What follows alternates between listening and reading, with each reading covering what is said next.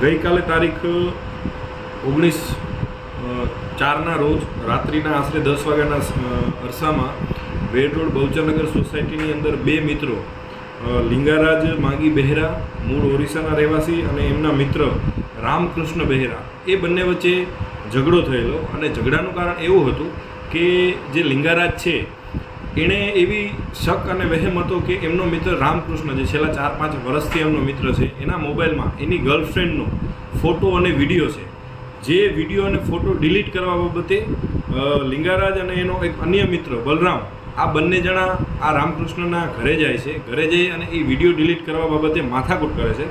માથાકૂટના અંતે આ રામકૃષ્ણ અને એના બે બીજા સગા ભાઈઓ અને આ બંને વચ્ચે ઝઘડો તકરાર થાય છે અને એ અરસામાં આ રામકૃષ્ણ બલરામ અને લિંગારાજને છરીના એક ઘા મારે છે, જેમાં બલરામ લક્ષ્મણભાઈ સ્વાઈન ઉંમર વર્ષ 25 એનું સારવાર દરમિયાન રાત્રિના મોત નીપજે છે અને લિંગારાજ માંગી બહેરા જે એમનો રામકૃષ્ણનો 4-5 વર્ષથી મિત્ર હોય એ હાલ સારવાર હેઠળ છે.